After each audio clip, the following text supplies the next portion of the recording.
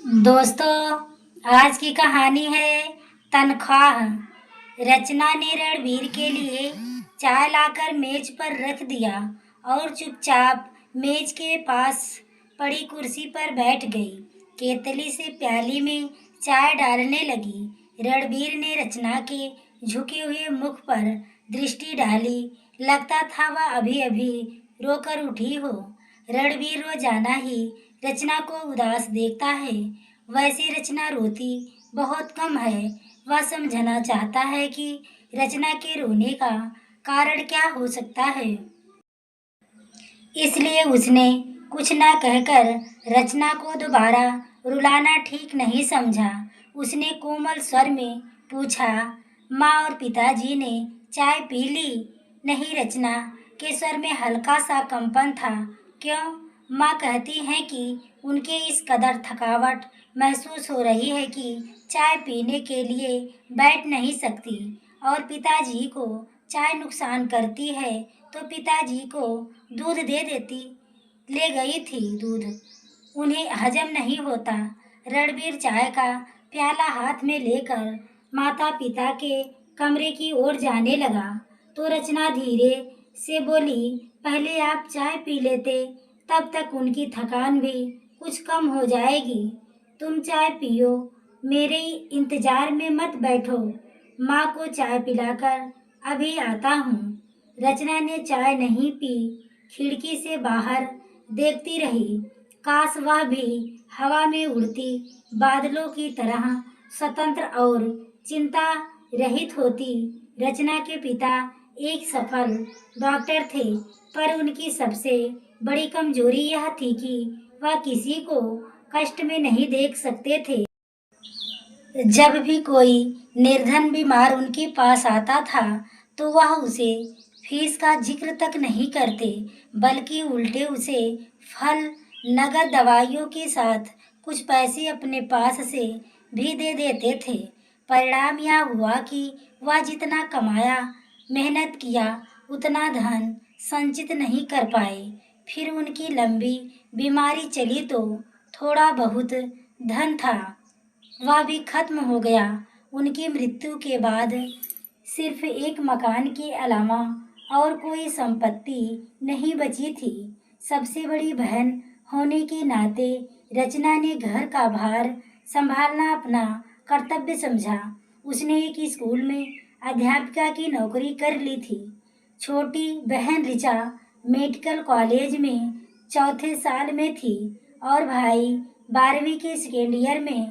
रणबीर ने जब रचना के सामने विवाह का प्रस्ताव रखा तो उसने साफ इनकार कर दिया था। उनका कहना था कि जब तक ऋचा पढ़ाई पूरी करके कमाने लायक नहीं हो जाती, तब तक वह विवाह की बात सोच भी नहीं सकती। इस पर रणबीर ने आश्वासन दिया था कि विवाह में वह कुछ खर्च नहीं होने देगा और विवाह के पश्चात भी रचना अपना तनख्वाह मायके में देने के लिए स्वतंत्र होगी।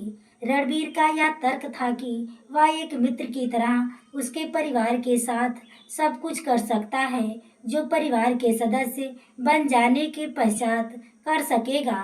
रचना को भी ठीक लगा था। कभी कभी अपनी चिंता के बीच वह खुद बहुत अकेला और असहाय पाती थी। उसने सोचा, यदि उसे रणबीर जैसा साथी मिला है, उसकी भावनाओं को अच्छी तरह समझता है, तो उसकी चिंताएं कम हो जाएंगी। फिर भी रचना आशंकित थी कि अकेली संतान होने के कारण रणबीर के उसके माता पिता को बहुत सी आशाएं होंगी और इसलिए शायद उन्हें दहेज रहित लड़की को अपनी बहू बनाने पर उन्हें आपत्ति हो सकती है। पर रणबीर ने इस बात को भी टाल दिया था। उसका कहना था कि उसके माता पिता उसे इतना अधिक प्यार करते हैं कि उसकी इच्छा के सामने वह दहेज जैसी बात पर सोचेंगे भी नहीं। रणबीर के पिता जतन लाल एक साधारण ऑफिस असिस्टेंट की हैसियत से ऊपर नहीं उठ सके थे। रणबीर उनकी आशाओं से बहुत अधिक उन्नति कर गया था। घर के रहन सहन का स्तर भी ऊंचा उठ गया था। रणबीर सोचता था कि उसके माता पिता उसके अर्जित धन से ऐसे ही इतने अधिक संतुष्ट हैं, रचना की तनख्वाह की आवश्यकता का अनुभव नहीं करेंगे। यही उसकी भूल थी, जिसे वह अब समझ पाया था। उसके माता पिता ने पुत्र का विवाह बिना दहेज के लिए केवल इसलिए किया था कि बहू अपने तनख्वाह से कमी पूरी कर देगी। जब उनकी यह आशा पूरी नहीं हुई तो वह बेसुध हो उठे। उन्हें इस भावना ने जकड़ लिया कि उन्हें धोखा दिया गया। रणबीर कमरे में पहुंचा तो उसकी माँ शालिनी जी अपने पलंग पर लेटी हुई थी। जतन लाल जी पास पड़ी कुर्सी पर बैठे समाचार पत्र देख रहे थे। रणबीर बोला, माँ, रचना कह रही थी कि आप थकान महसूस कर रहे हैं। चाय पी लीजिए, थकान कुछ कम हो जाएगी। रहने दे बेटा, चाय के लिए मेरी तनिक भी इच्छा नहीं है। तो बताइए फिर क्या लेंगे?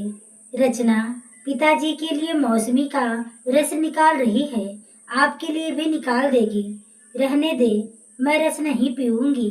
मैं तेरी माँ हूँ। क्या मुझे अच्छा लगता है कि मैं अपने खर्च बढ़ा चढ़ा कर तेरे ऊपर बोझ बन जाऊं? क्या करूं? उम्र से मजबूर हूँ, अब काम नहीं होता। तो फिर क्यों नहीं रचना को रोटी बनाने देती? वह तो कहती है कि सुबह आप दोनों के लिए पूरा भोजन बनाकर स्कूल जा सकती है। कैसी बातें कर रहा है रणबीर? 7 बजे का पका खाना 12 बजे तक बासी नहीं हो जाएगा। तूने कभी अपने पिताजी को ठंडा फुल्का खाते देखा है? फिर एक ठंडी सांस लेकर माँ बोली, माँ बाप पुत्र का विवाह कितने अरमानों से करते हैं। घर में बहू आएगी, रौनक होगी, शरीर को आराम मिलेगा। खैर, एक लंबी सांस लेकर छोड़ी। इसमें किसी का क्या दोष?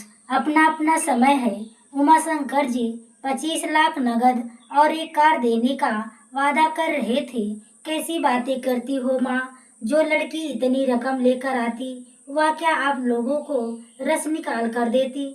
उसे फिल्में दिखाने और शॉपिंग करने में ही मेरा आधा से ज्यादा तनख्वाह स्वाहा हो जाता। ऊपर से उसके उलाहने सुनने को मिलते। उसके मायके में तो इतने नौकर चाकर काम करते थे। और माँ, यदि मेरा विवाह अभी हुआ ना होता तो क्या होता? यदि रचना कुछ नहीं लाई होती तो वह अपने ऊपर खर्च भी तो नहीं कुछ करती। तुमसे कितनी बार का मैंने कहा कि नौकर रख लो, पर तुम्हें तो नौकर के हाथ का खाना ही पसंद नहीं है। अब तुम ही बताओ, यह समस्या कैसे हल हो सकती है? शालिनी जी के पास जो समाधान था वह उसके बिना बताए भी रणबीर जानता था। कुछ देर चुप रहकर रणबीर फिर बोला, थोड़े दिन और धैर्य रखो माँ। ऋचा ने आखिरी वर्ष की परीक्षा दे दी है, अब उसका खर्च तो समाप्त हो ही जाएगा। रमेश भी 1-2 वर्ष में योग्य हो जाएगा और उसके साथ रचना का उस पर उत्तरदायित्व खत्म हो जाएगा। वह नौकरी छोड़ देगी। अरे, एक बार नौकरी करके कौन छोड़ता है? फिर वह इसलिए धन जमा करती रहेगी कि बहन का विवाह करना है। रणबीर हंसकर बोला, इतनी दूर की चिंता क्यों करती हो माँ? डॉक्टर बनकर स्वयं अपने विवाह के लिए बहुत धन जुटा लेगी। मुझे तो तेरी ही चिंता है। तेरे अकेले के ऊपर इतना बोझ है। मुझे तो छोड़ो, इन्हें 2 फल इत्यादि मिलने ही चाहिए, नहीं तो शरीर कैसे चलेगा? तभी रचना 2 गिलास मौसमी का जूस लेकर कमरे में आई। रणबीर हंसकर बोला, देखो माँ, तुम तो केवल पिताजी की आवश्यकता की बात कर रही थी। रचना तो तुम्हारे लिए भी जूस ले आई। अब भी पी लो, रचना ने इतने स्नेह से निकाला है। नहीं पियोगी तो उसका दिल दुखेगा। इस प्रकार की घटनाएं अक्सर होती रहती हैं। माँ का जितना असंतोष बढ़ता जाता, रणबीर का पत्नी के प्रति उतना ही मान अनुराग। विवाह के पश्चात रचना ने एक बार भी सुनाकर नहीं कहा कि रणबीर उसे जो आश्वासन दिए थे वह निराधार थे। उसने कभी यह नहीं कहा कि माता पिता की तरह उसके भी माता पिता ने भी उसे योग्य बनाने में उतना ही धन खर्च किया है। तब क्या उसका उसके प्रति इतना भी कर्तव्य नहीं है कि वह अपने भाई बहन को योग्य बनाने में सहायता करे।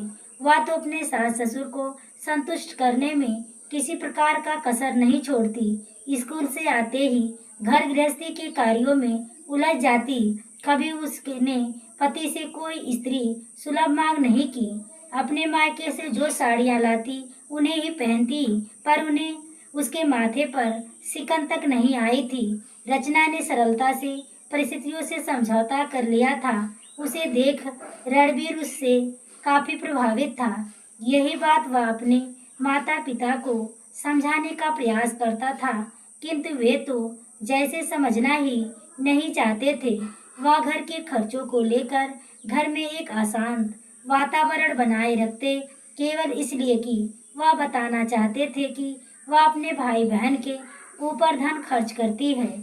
वह उसकी अधिकार का अपहरण है। रचना स्कूल के लिए तैयार हो रही थी। उसी समय सास की पुकार सुनाई दी तो वह बाहर निकल आई। पड़ोस के दो लड़कों ने उन्हें बताया कि जतन लाल जी जब अपने नियम के अनुसार सुबह की सैर के बाद घर लौट रहे थे, तब एक स्कूटर वाला उन्हें धक्का देकर भाग गया और वह सड़क पर गिर पड़े। रचना तुरंत घटना स्थल पर पहुंचती है। ससुर बेहोश पड़े थे। रचना ने कुछ लोगों की सहायता से उन्हें उठाकर घर लाई। उसने जल्दी से रिचा को फोन किया। रिचा ने कहा कि दीदी चिंता ना करो, वह जल्दी ही एम्बुलेंस लेकर आ रही है। रचना ने छुट्टी के लिए स्कूल फोन कर दिया और घर जाकर अस्पताल के लिए जरूरी सामान रखने लगी। तभी रिचा आ गई। जितने तात्कालिक चिकित्सा करना संभव था उसने किया और उन्हें अस्पताल ले गई। रिचा अपने स्वभाव और व्यवहार के कारण पूरे अस्पताल में सर्वप्रिय थी। यह जानकर कि उसका कोई निकट संबंधी अस्पताल में भर्ती हुआ है, उसके पिता और संबंधित डॉक्टर ने सब प्रबंध कर दिए। घबराहट के कारण शालिनी जी को लग रहा था वह शक्ति रहित होती जा रही हैं। सारे अस्पताल में एक हलचल सी मची हुई थी। वह कभी सोच भी नहीं सकती थी कि कभी उसकी रिटायर्ड पति को इस प्रकार की विशेष इलाज उपलब्ध हो सकेगा। बीच बीच में रचना जाकर सास को धैर्य बढ़ाने का कार्य करती। रणवीर ऑफिस के कार्य से कहीं बाहर गया हुआ था। रचना ने उसे भी इस घटना की सूचना दे दी। समाचार पाते ही तुरंत रणवीर आ गया था। दवाइयों के लिए भाग दौड़ कर वही कर रहा था। मदद के लिए उसकी एक दोस्त ने उसे अपनी कार दे दी थी। 5 घंटे बाद जतन लाल को कमरे पे ले गए। रिचा ने बार बार रचना की सास को तसल्ली दी कि आपके पति जी जल्दी ठीक हो जाएंगे। शालिनी जी ने कमरे में चारों ओर देखा। अस्पताल में इतना अच्छा कमरा था जो काफी महंगा पड़ेगा।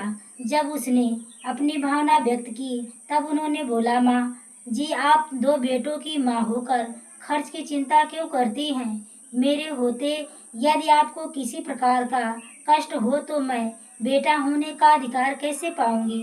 रचना हंसकर बोली, माँ जी आज इसने पिताजी को अपना रक्त दिया है, इसलिए यह बड़बड़ कर बोल अपना बेटा होने का दावा कर रही है। यह सुनकर शालिनी जी की आंखों में आंसू छलछला गए। वह सोच रही थी कि यदि रचना ने बहन की पढ़ाई में सहायता नहीं की होती तो क्या आज रिचा डॉक्टर होती और क्या उसके पति को यह सुविधा मिल पाती। उमा शंकर जी के पुत्र क्या अपनी बहन के ससुर को अपना रक्त देकर उनकी जान बचाते। यह सब सवाल उसके दिमाग में आने लगे। जतनलाल जी जब घर आए तब तक शालिनी की मनोस्थिति बदल चुकी थी और सारी कमजोरी भी गायब हो चुकी थी। और रात को पति को जल्दी भोजन कराकर वे रचना के लिए आशीर्वाद दे रही थी। तभी उन्हें रचना के भाई के आने की आवाज सुनाई पड़ी। एक डब्बा लाकर उनके पैरों के पास रख दिया और पूछने पर बोला, माँ जी मैंने एक पार्ट टाइम जॉब कर लिया है, पहले तनख्वाह मिला तो आपसे आशीर्वाद लेने चला आया। यह सुनकर शालिनी जी चौंक गई। वे रुष्ट होकर बोली, क्या तेरा दिमाग खराब हुआ है? पढ़ना नहीं चाहता है जो पार्ट टाइम जॉब करेगा? पढ़ाई में इससे कुछ अंतर नहीं पड़ता। माँ, बेशक अब आवारागर्दी का समय नहीं मिलता, मैं तेरी बात नहीं मानूंगी। जब तक तू नौकरी छोड़ने का वादा नहीं करेगा, मैं इस डिब्बे को हाथ भी नहीं लगाऊंगी। और माँ जी, आप तो जीजा जी से भी ज्यादा धमकियाँ दे रही हैं, इसलिए मैं आपकी बात मान ली। अब शीघ्र ही डब्बा खोलिए, रमेश ने आतुरता से कहा। डब्बा खोला तो शालिनी जी स्तब्ध रह गई। डबडबाई आंखों से बोली, पगले, मैं बुढ़िया या साड़ी पहनूंगी? अपनी दीदी को दे देता ना, पहले माँ फिर बहन। अच्छा माँ, जल्दी से आशीर्वाद दे दो। और रमेश ने शालिनी जी का हाथ अपने सर पर रख लिया। शालिनी जी हंसे बिना न रह सकी। तू तो बड़ा शातिर है, आशीर्वाद लेने के लिए रिश्वत लेता है। तुम सब भाई बहन सदा प्रसन्न रहो, दूसरों को भी प्रसन्न रखो, मैं तो यही कामना करती हूँ। तो दोस्तों, आपको यह कहानी कैसी लगी, कमेंट में अपनी राय जरूर दें। इस कहानी से आपको कोई शिक्षा मिली हो तो वीडियो को लाइक शेयर सब्सक्राइब करें। आगे के नोटिफिकेशन के लिए बेल आइकन को जरूर प्रेस करें। पूरी कहानी को सुनने के लिए आपको तहे दिल से धन्यवाद।